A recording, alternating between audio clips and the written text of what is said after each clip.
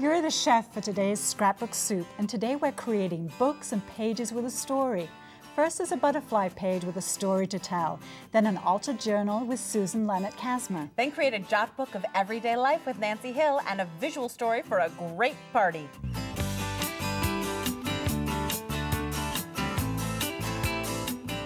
Today's Scrapbook Soup has been brought to you in part by Spellbinders, dye templates for cutting, embossing, and stenciling. Beautiful details, inspiring creativity. Spellbinderspaperarts.com. Stamp, sprinkle, tap, heat, wow. Wowembossingpowder.co.uk. Sakura Color Products of America. sakuraofamerica.com.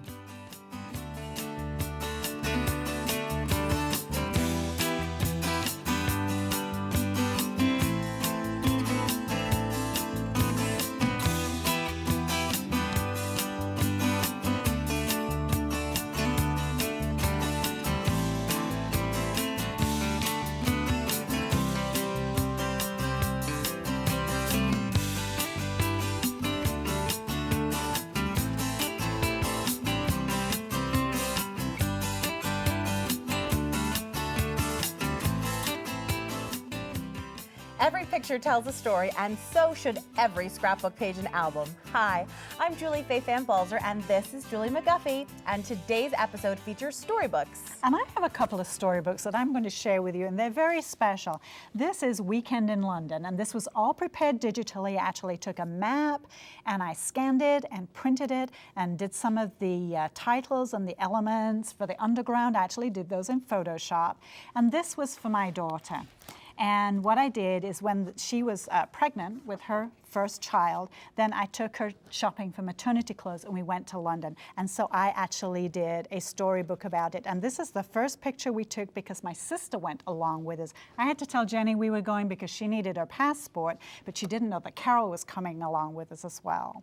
And so these are all the pages I did for our fun trip. And here we went to Harrods, and we actually stopped, and we had afternoon tea. And because it was digital, I could actually scan the menu. And then, of course, it was raining. Of course, it wouldn't have been London unless it was raining. And then my sister actually made this book for my husband, and it's very, very special. And I'll turn it around, and I know that you can't see it from your angle, but I did want to read a little bit. But it's called Reflections of a Father's Heart by Carol Turner. And she actually wrote it as a poem. And it starts off, when my little girl was born and I held her close to me, I could not help but ponder the good or bad times we might see. And here she has the first picture of Bob holding his baby daughter. And she did this all the way through the book. You know, there are so many different ways to tell a story, and sometimes using someone else's words or sometimes using a poem is also a great idea to find a way to tell your story. It really is, and it's just so beautiful. So we'll be right back with a page about Julie's granddaughter. Well, there are so many ways to tell a story, and it doesn't just have to be in a scrapbook album. It can also be on your wall. So, Julie, you've brought this beautiful project for the wall. Well, thank you for saying it's pretty, but this is my granddaughter, and she wanted something bright and cheery and bling, and I saw this beautiful tie-dyed glitter paper, but I wanted to embellish it even more, and it's going on her wall. It's not going in an album because I want more people to see it. Okay, now the first thing I'm going to do is I'm going to create a pattern, and I'm using templates, and the pattern is for the flowers that you see down the right-hand side of that scrapbook paper. Now, I'm using this flower template, and there's lots of different kinds. And I noticed that the flower sort of looks like the beautiful design, the butterfly or something that's on her face, right? Yes, face painting at Disney World. It was so much fun. So anyway, you go all the way around the template, okay, and I've done this on the other side. So let me just turn it over for us. And then what I'm going to do, I'm going to trace this pattern onto inkjet transparency. Okay. Now the thing about inkjet transparency and using it as an embellishment is you can trace over anything, you know, something in a magazine, or you can make a rubber stamp design, and then we're going to trace on the front. Now it has a rough surface on the back, but the front side of the transparency is smooth, and that's what I'm doing the outline on. Now I'm going around the pattern, and you don't have to be exact. It doesn't have to be perfect. Now you're using a permanent paint marker that's going to work on that slick surface of the Right, transparency, this is a right? paint marker, and it is going to stick on here, so it is very important. Now, I would do the whole pattern all the way around, and then I would set it aside to dry. So, Julie, let me give that to you. I'm going to take that from you. You Thank might you. notice I also put the title on there too, because I Yes. used that to copy the title from. Now, here we've got the pattern already traced. Now I'm going to turn it over. To the rough side is To the up. rough side, right. And now I'm going to use the color. So we'll use some green. We'll You do know what this middle reminds flower me right of here. is painting on glass when you paint from behind. I love painting on glass. One thing, you don't have to prepare the surface. And see, I'm just coloring in really roughly because from the front, you're not going to be able to see if I go over the lines. Other side. Exactly. So, and we'll make this a pretty purple flower and just go over it, just some nice strokes. It's best not to scribble. Yes. I like to make long, even strokes, and so that paint will be nice. And I love the vibrant colors of these paint pens. Smooth. And these are actually metallic, so they glisten. And you know what? In these paint markers, there's so many different colors to choose from, which makes it really cool. Now, I have one already done here. And what we could actually do, as on the sample, we could add some dots and squiggles, but I thought let's go ahead and assemble the scrapbook page. Let's do it. So I'm going to put that on top of our paper here. And that was then, a 12 by 12 sheet that you cut down? it was. I wanted it to actually go in the middle of this 11 by 14 frame. So I did size the paper, and I saved the 3-inch strip that I cut off because we're going to use that somewhere I love else. using scraps. And you're just now using a double-sided It's adhesive. a double-sided permanent tape, and I'm going to put the photograph in the top corner of the inkjet transparency sheet. So that's going to go there. Now, Julie, if you would hand me the little pink mat that you have There we go. right in front of you, because that's going to go on next. And again, I'm using the double-sided permanent tape. We don't want repositionable because we don't want it to move once we've done it, right? And then on top of this, I'm actually going to use a piece of this. And I need a piece that's 3 3/4 inches. Let me just slide that over with the metal ruler. And you are working on a cutting mat. A cutting mat, and I'm using the measurements on the cutting mat as my guide for the ruler. Now so I that don't mat actually that have you to used measure. before, right? Was that a die cut or? I used a die to cut out this to cut out the mat. You just put so through a that's cutting going to go system. on next. And you know what? I am going to put a little bit of glue here just to hold it. But I'll show you exactly what is going to hold this in place in just 1 second, Julie. Okay, so we're going to put this down. And again, we're using up our scraps. And I like that you're using a portion of the paper that was in the background because, again, it ties everything together. It makes does. the design and the coordination so easy. It already goes. It was part of it in the first place. Right. Now then, and now I'm going to attach this over the top. And Julie, if you would pass me that piece of foam board right there, let me Yes. just show you a little trick because I'm going to use some brads, but I'm going to put it on top of this, and I'm going to make a hole first with the point of the craft knife. I was going to say, And I would attaching clear put things the- is always so difficult. Exactly. We'd put the brads in here. Now I have some little butterflies, and I also used a die, and I cut these out with the die, and I colored them from the inkjet transparency paper, and I'm just using a single spot, and we'll put that butterfly right there. But you know what? Let's go ahead and Do the jazz up the foam background. board. Let's set that aside Thank there, you. Julie. And I'm using a sea sponge, and I'm using regular pink craft paint. We're going to mix that together. So you're just mixing acrylic paint with some glue and you're dabbing up and down with that sea sponge. Right, and very, very lightly, Julie, so you get that little spider effect. But we're going to add a little sparkle to this too. I've got some extra fine glitter here, and I'm just going to sprinkle it over the top. And that's why we have the glue mixed with the paint. And you can use any color, of course. That's a great idea. And look, we've just popped it into one of the wooden frames, just like the ones we have on the set. Easy peasy. And we'll be right back. I'm here with Susan Lenart Kazmer, who is a jewelry designer and a mixed media artist, and she has bought this beautiful project with her today, and it is a journal that tells a story right from the outside with all sorts of things that are important to you. So Susan, how are we going to do this? Well, we're actually just going to start with some materials that I gathered. You can get your own materials, or I actually am bringing in some of these just really thin journal covers, and I'm just going to put mixed media materials, any type of materials that I want to use. So in taking those, I just punched holes through with a Japanese screw punch. I can put in 3 or 5 depending on how many I want, and then I'm actually just going to take my cover and to get a really nice rift. Yeah, I'm just going to get a really nice ripped effect from the front. And then I just have a lot of ripped space here. Exposed area. And I noticed that you rip towards yourself, which gives you that nice decal edge there. Yeah, yes, absolutely. And that's the important part too. And then I'm just going to take, I usually use some permanent ink on the edges because then I don't have to worry about it smudging later. And by taking it sideways, I just really can get as much of that edge as I want to. The next thing I'm going to do is I've got my holes, I've got my holes in here already. So I'm just going to take some ribbon. I love using ribbon. It gives you so much color, and you don't expect to see it on a journal. So I'm actually just going to take this one from behind in the center, and I'm going to use my awl, and I'm just going to kind of work the way through the front. Oh, what a great idea. Yeah, see? And then I just actually like to do that whip stitch so I can see all edges, and again, I'm going to use my awl to get it through. And of course you could poke 5 holes, 10 holes, 20 holes, however many you wanted. I really like having a lot of holes, and that's the finished piece. It has probably about 6 holes in there. So let me hand you this because I Okay. know you've added some stickers and you're going to adhere that embellishment on, and I'm just going to add some color over here with some oil pastels to this cover. Oh, good, good.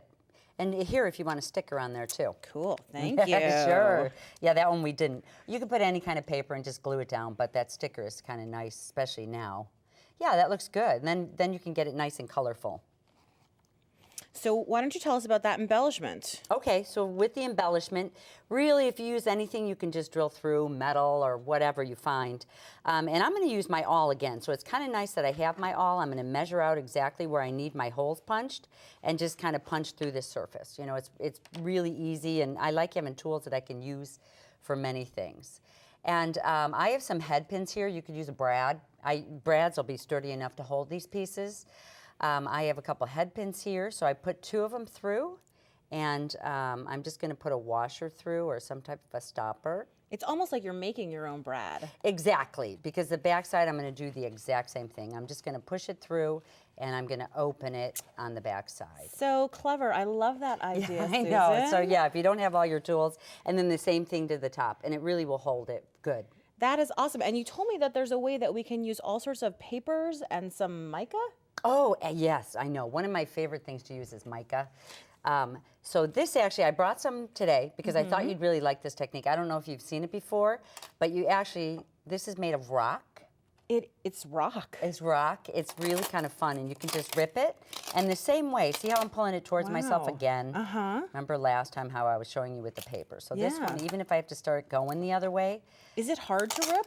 You know what, I can actually thin this out. You can actually take your mica and make it as thin. That's why I love working with it, because the thinner you make it, the clearer it's going to be. Oh, so it has like that naturally sort of amber color, but you can make it more and more clear by ripping away layers. Absolutely. And then I'm just going to rip, I'm going to cut it down because I don't need it really long. I'm just going to make a decision.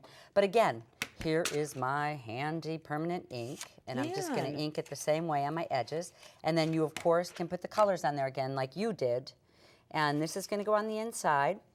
I have some other papers I brought with me. I like using my own papers because I build talisman. So to me, you could rip down your own papers, just see what you like. Just remembering that everything is customizable. You could use your favorite papers. You could use a story that was important to you, anything that you like. Yeah, absolutely. Right. And that's kind of the fun about the whole project. It's your journal. It's going to be your writings. You want to think of also, I actually do attachments. That's one of my specialties. So I love using the staple because the staple I don't think about as a metal worker, as just really attaching. But it really holds well. It's metal, I can't believe that the staple will go through all those layers and through the mica. That's really cool. Yeah. Susan, let's take a look at your finished piece. I love this strip of rhinestones that you added, and you told me that it's actually a sticker, which is such a neat and easy way. And you have mixed industrial with soft things like fabric. There's metal, there's paper, there's mica. It's just a wonderful celebration of all sorts of materials. Thank you so much. Thank you. And we will be right back.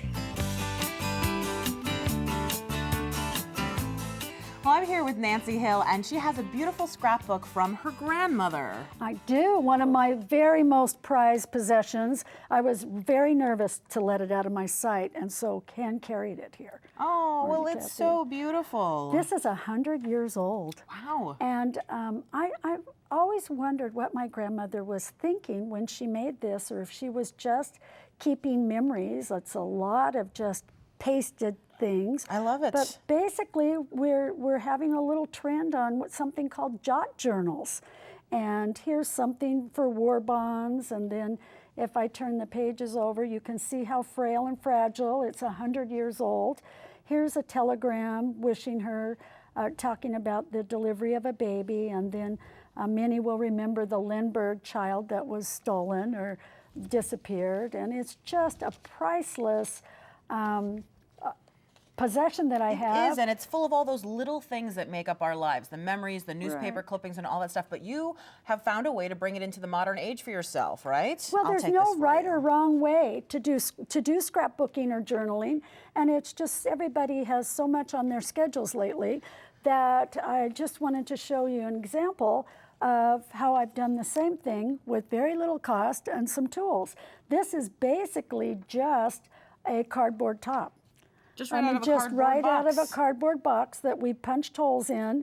You buy these rings at the office supply. You can see there's different sizes. So if you want a small one for a special occasion, or you want to remember an event, or if you just want to do one page every day for a month to keep to your leave a memories legacy. going. You know, when I was admiring these little Polaroid frames that are right here on the cover, and you told me that, in fact, that's not an embellishment, but from this stack of paper here, you were able to just cut those out. That's right. There's a lot of this that is being available now in the craft market, and here are some of the components that are on there. You can cut one out I want to use on the page. Let's see where What would you like? How about this one right here? Okay. Because Ryder had a birthday, and this is Ryder, my grandson, right here, and he just turned 4, and his such a birthday nice was age. Saturday, and all he kept saying is, is everybody gonna sing to me on my birthday? And when they turned the lights out and everybody sang to him with his birthday cake, it wasn't about the gifts, it was about his birthday. And you can see we just use lots of different things. Something like this was in the stack that you had. Isn't that fun? That we is make a little cute. envelope that you can stick things into. Well, I love the style of it. It's like a mix of vintage. It almost looks, I thought this was stamped, but you're saying that you just cut that out of one of these pieces of paper. Yeah, I do. And look at how you can put, he loves pizza, and that's just a small little, it doesn't even have And to how be the wonderful full to capture paper. his handwriting, too. That's so precious, isn't fun. it? My name is Ryder, and he's just learning how to do that. And that's a coloring book page, right? It is. It is. And So many here's fun little things. Look at the paper clips. You can put a little bit of jewelry. This is a project Look at this from nurse at pocket. school. That's so cute. Oh, and look, there's a note inside. Do you want to see how to make that? I do. Okay. You have a sheet of paper, and you have a sheet of paper. So I folded this one over. I put a half sheet in there, and then I punched the holes, and then I'm just going to make a little cubby hole that goes from here. Right on the diagonal. Right on the So diagonal. easy. I didn't quite make it, but that's okay, because you can do this. There's You know, no right or crafting wrong. is all about improvisation. It's all about finding those fun opportunities for something a little bit different. That's right.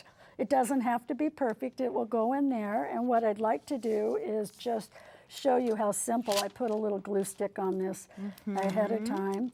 And you know, since we have digital and so many options now, we don't have to worry too much about it being the only copy of Yes. the picture that we'll ever have. Yes, and you know, Nancy, I love the way all these papers just coordinate and go with each other. It's so easy. And when you cut embellishments from paper, it makes it so easy to have everything match and work together. Well, and it doesn't take any time to just grab something and put it on there, and even your own handwriting is nice. And there's that list that we cut out. There's you know, that list. Nancy, I know you brought some other beautiful books, and I want to just talk about those for a moment. Thank you. This wonderful book, which is spiral bound right here, and I see you've got some embellishments in here that have so much dimension. Well, you know, the idea is you don't have to use all the pages, so it gives you enough room that you can stack. And you know, I'm really into bling and three-dimensional, and so it's telling a story. It's a jot journal where you cut out words and you say, gee, wasn't that great? And a memory of a holiday at the ocean. And you know, one of the things is in that book that's over there, you have all these food photos and it's a recipes. And the thing that I like so much about that is we forget that those are the kinds of little things that we'll remember in the future. Well, it's not always just about the pictures. It's about the feel and the moment and the history of the family. And I honor my grandmother for giving me out of 50 grandchildren and 10 children, I can't believe I'm the one that ended up with this. Nancy, and it's a treasure. That's amazing, and thank you. This has been wonderful. Thank you. We'll be right back.